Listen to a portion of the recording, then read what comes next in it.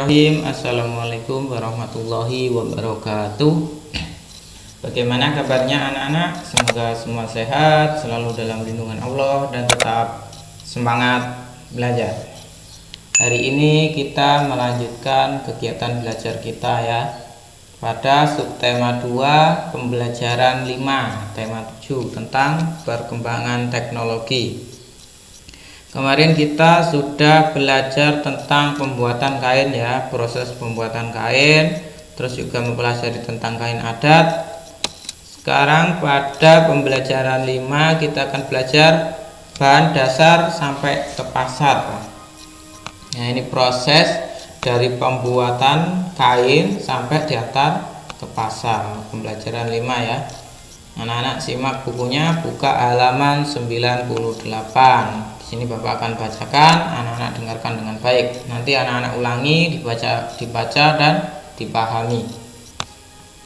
Udin dan teman-temannya bersyukur karena memiliki pakaian. Mereka ingin tahu siapa saja yang terlibat dalam pembuatan pakaian.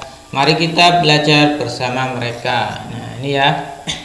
Siapa-siapa saja yang terlibat dalam proses pembuatan pakaian. Untuk mengetahui, kita baca dulu ya. Ayo membaca, bacalah teks berikut dengan teliti. Nah, ini dibaca dengan teliti sambil dibaca dan dipahami. Dari bahan dasar sampai ke pasar, pakaian berasal dari bahan dasar yang berbeda. Ada yang berasal dari kapas dan serat daun. Ada yang berasal dari bulu domba dan serat sutra. Bahan dasar pakaian banyak didapat dari lingkungan sekitar. Itu ya. Jadi ternyata kain itu macam-macam, ada yang dari kapas, ada yang dari serat daun, ada yang dari bulu domba, ada juga dari serat sutra. Petani dan peternak menyediakan bahan dasar pakaian. Petani menyediakan kapas dan beberapa jenis daun. Bulu domba disediakan oleh peternak domba, serat sutra disediakan oleh peternak ulat sutra. Jadi ada yang dari kapas ya, oleh petani kapas, oleh peternak dari domba, terus ada yang juga dari apa? Peternak ulat ya, dari ulat sutra. Bahan dasar dikumpulkan dan dibawa ke pabrik pemintalan. Pemintal memintal bahan dasar di pabrik pemintalan. Mereka memintal bahan dasar menjadi benang. Dan pemintalan dilakukan dengan mesin-mesin modern. Jadi setelah dari para petani dan peternak dibawa ke pabrik untuk dipintal untuk menjadi benang. Benang yang telah dipintal dibawa ke pabrik kain, penenun menenun benang menjadi kain. Mereka menenun dengan mesin modern. Kain hasil tenunan dibawa ke tukang jahit, penjahit menjahit kain menjadi baju. Mereka menjahit berbagai jenis baju. Mereka menjahit dengan mesin yang canggih.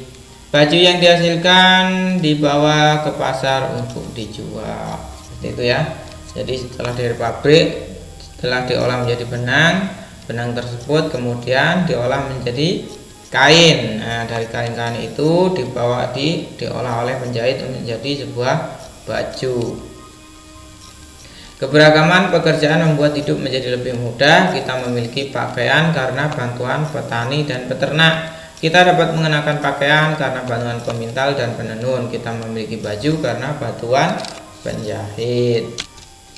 Jadi itu ya prosesnya dari petani dan peternak tadi ya.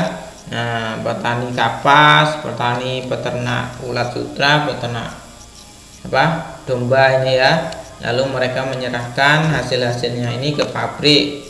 Terus dari pabrik dipintal untuk menjadi benang. Dari benang tersebut lalu diolah lagi, dipintal menjadi kain. Setelah menjadi kain, diolah lagi oleh tukang jahit untuk menjadi baju. Jadi prosesnya seperti itu ya. Jadi banyak yang terlibat dalam proses pembuatan baju.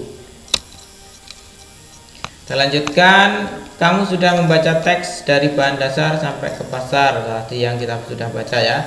Siapa saja yang terlibat dalam pembuatan pakaian? Lengkapi tabel berikut berdasarkan teks pembuatan pakaian. Nah, ini anak-anak isi ya. Contohnya misalnya di sini satu siapa? Petani kapas. Mengerjakannya apa yang dikerjakan? Menanam kapas. Di mana? Di kebun. Menghasilkan apa? Kapas. Terus yang selanjutnya siapa? Ada peternak domba ya. Di sini anak-anak tuliskan peternak domba, mengerjakan apa? Memelihara domba ya. Di mana biasanya memelihara domba? Di kebun, juga di rumah ya, menghasilkan bulu domba. Terus ada lagi peternak ulat sutra, mengerjakannya adalah memelihara ulat sutra. Di mana? Di pekarangan atau di kebun ya. Terus menghasilkan apa? Ulat sutra ya.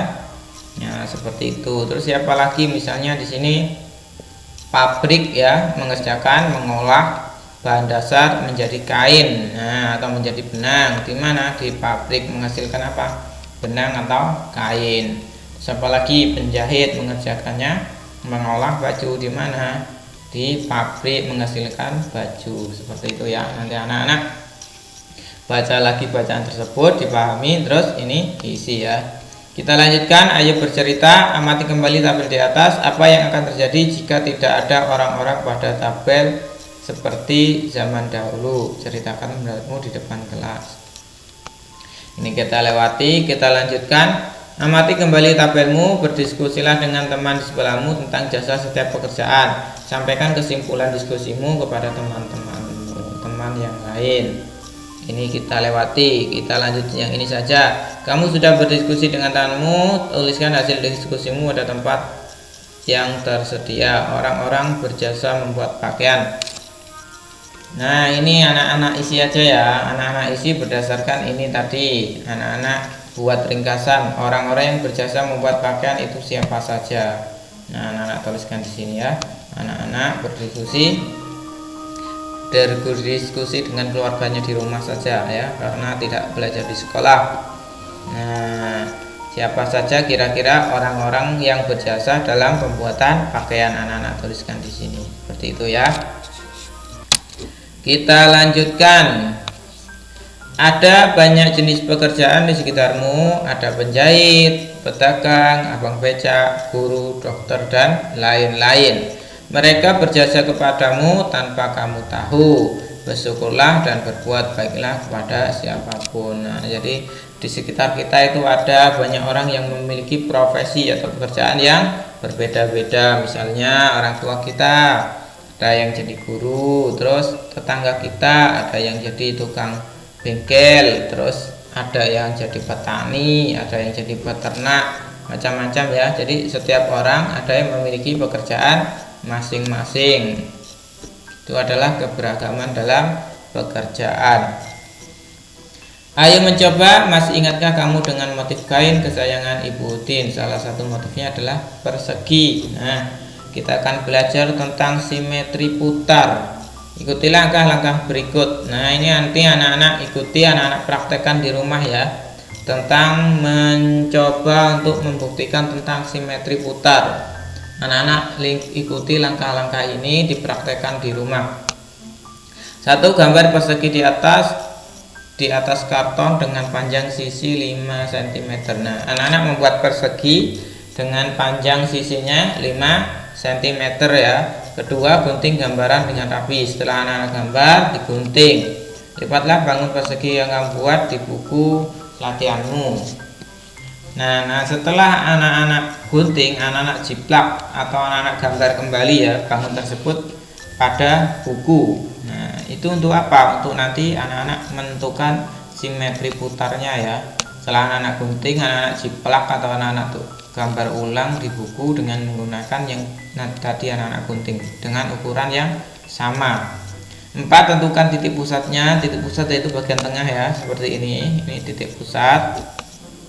Letakkan karton persegimu tepat di atas gambar persegi yang kamu buat. Jadi karton persegi yang sudah anak-anak gunting tadi letakkan pada di atas gambar yang sudah anak-anak gambar di buku tadi ya. Nah, jadi misalnya ini anak-anak taruh pas di atasnya. Cobalah memutar karton persegimu searah jarum jam. Setelah itu persegi yang sudah dari karton tadi anak-anak putar. Nah, apakah bangun datar tersebut dapat memenuhi garis yang kamu buat dengan tepat? Bisa ya. Jadi seperti ini. Anak-anak membuat satu untuk digunting, satu digambar bentuk persegi. Setelah itu anak-anak putar. Ini namanya mencoba menghitung simetri putar ya. Cobalah putar lagi sampai menempati sisi semula. Berapa kali putaran persegi dapat menempati bingkainya? Apabila diputar satu kali putaran. Satu kali putaran ini berarti seperti ini ya. 1 1 2 3 4 ya. Dari ujung yang AB ini harus kembali lagi ke AB seperti ini ya. Ini AB kan ada di sini ya, diputar, terus AB-nya dari sini diputar lagi, AB sampai sini, diputar lagi, AB-nya di sini, putar lagi. Nah, dari sini ke sini ini namanya satu putaran ya. Nah, seperti itu ya. Nanti coba anak praktekkan di rumah. Nanti kalau masih belum bisa, kapan-kapan kalau di sekolah Bapak beri contoh ya. Sementara waktu anak-anak coba dulu di rumah. Kalau yang ini segitiga ya, segitiga sama sisi ya.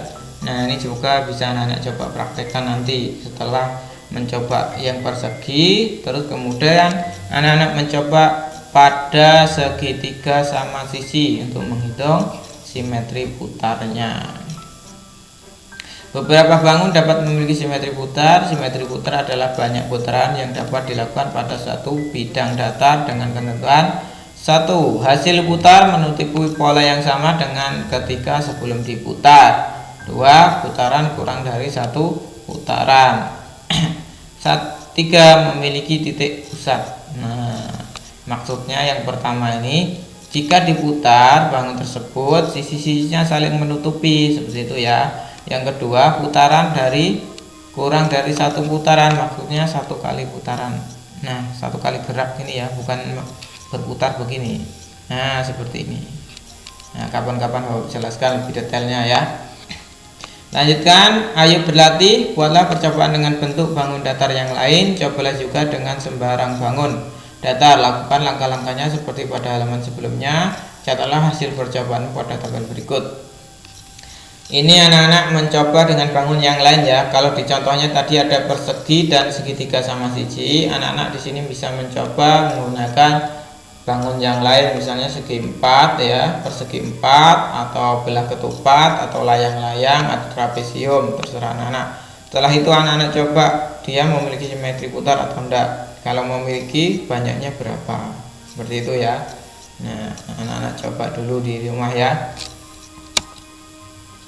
Oke, sekian ya pembelajaran kita tadi tentang pengolahan ya, pengolahan bahan dasar pembuatan kain dari bahan dasar sampai ke pasar ya, dari peternak dan petani, peternak domba, petani kapas, lalu hasilnya diserahkan ke pabrik, pabrik mengolahnya menjadi benang, dari benang lalu diolah menjadi kain, setelah menjadi kain lalu diolah oleh penjahit untuk menjadi baju. Jadi dalam proses pembuatan baju melibatkan banyak orang ya. Nah, nanti anak-anak teliti lagi dari bacaannya, anak-anak sebutkan siapa-siapa saja yang terlibat dalam proses pembuatan pakaian. Yang selanjutnya adalah belajar tentang simetri lipat. Nah, nanti anak-anak ikuti langkah-langkahnya yang tadi Bapak sebutkan. Nanti kalau belum paham, nanti ketika di sekolah Bapak jelaskan kembali. Oke. Sekian pembelajaran hari ini, semoga bermanfaat. Walaupun di rumah harus tetap semangat belajar.